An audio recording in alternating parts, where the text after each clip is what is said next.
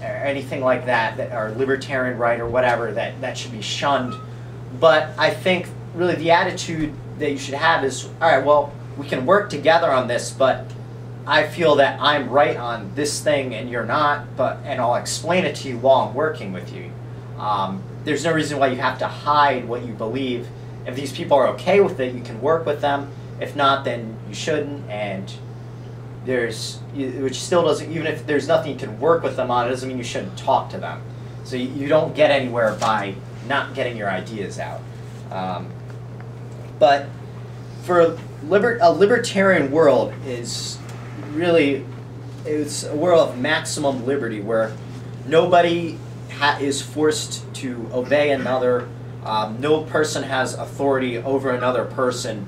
No one can just compel you to do something and you have to obey them because they outrank you.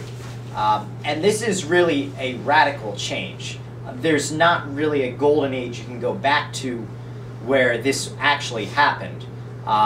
There are certainly cases in history where some areas are more libertarian than others, but you're going back to a time far removed from our own, or you're going back to something that is not very widespread again, like maybe a utopian community, or out on the frontier, where people are, where Indians are not getting kicked off their land, where there's a frontier.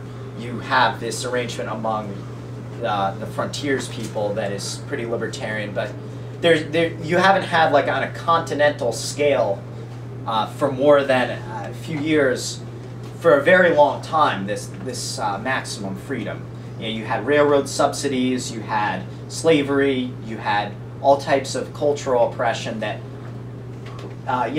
effectively locked people into the situation they were in. So this is a very radical change. So conservatism, there's nothing really to conserve besides things that we find valuable about the old world. We're not really, our political base is not really to conserve things or to go back to things. It's to build a new world, build a free world. And that, I think, is kind of the left thing, which certainly can go wrong when you're talking about people getting caught up in millenarianism, millenniums, hard word to pronounce here on the spot, but but when you get caught up in millenarian movements and this idea that everything's going to change, people can go wild and stuff, but it's still, you have to keep in mind that this is a very radical change, and we're not going to get there by saying, well, this was really great in the past. We don't turn our backs on the past. We have to look at it, but we have to innovate. So that's really a leftward kind of thing, as I think it's properly understood. I think the best days for liberty are ahead, and the golden ages of the past were only golden for people who held the gold, which a lot of times wasn't by pleasing other people in a free market. It was because their ancestors were stronger and they were able to steal from people better and set up a social system that put them on top. So when you talk about the traditional liberties of the past, they didn't apply to everyone.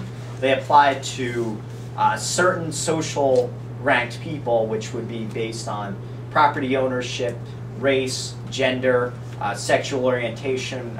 Basically, you had to conform to the dominant social order, which isn't to say that if you're a left libertarian, you have to be like all about every wacky thing that comes down, but it's like you kind of push these people down as they're deviants because they find pleasure in a way different from you, they express themselves differently, and I think that's something to keep in mind, that when we're talking about liberties, yeah, there's a lot in in centuries past that we can draw on. There's all this thought to base things on, but that was never really applied across the board as maximum liberty, which is what, as libertarians, we should be heading towards.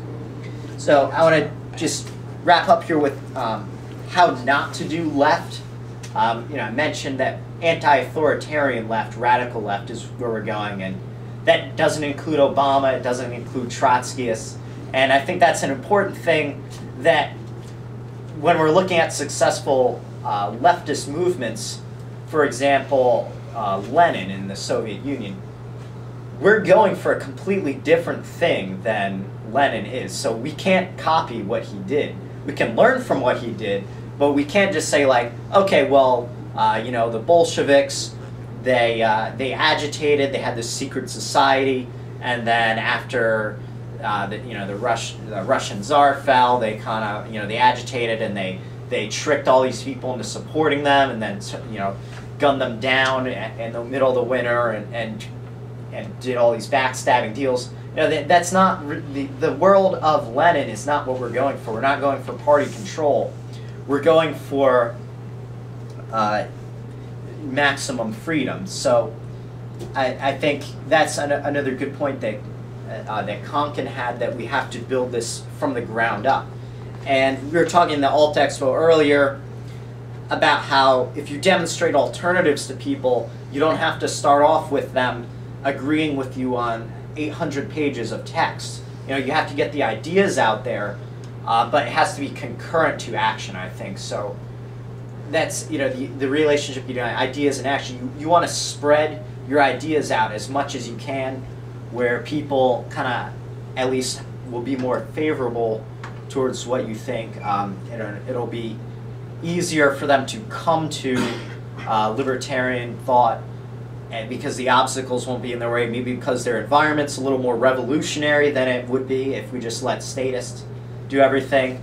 But then on the other hand, you kind of have to build actions based on some common ground you have with people around you to kind of build the alternate to domination by the state or by connected capitalists. So we're not progressives like Obama, and you know, we're not the masters of change here. We're not change incarnate. You know, following us is not really what's going to get you to freedom. You got to you know, find your own way towards liberty, and we're just kind of here to help work with you and to help break down barriers that help you find your own way. So that's Libertarian Left, according to me. We have this pamphlet there, Grand Alliance for Liberty, Introduction to Alliance of Libertarian Left. You can check that out at all-left.net. And there's also Alliance Journal there. That's alliancejournal.net. You can get a couple of those. There's more Alliance Journal downstairs. And I'd like to open up for questions now.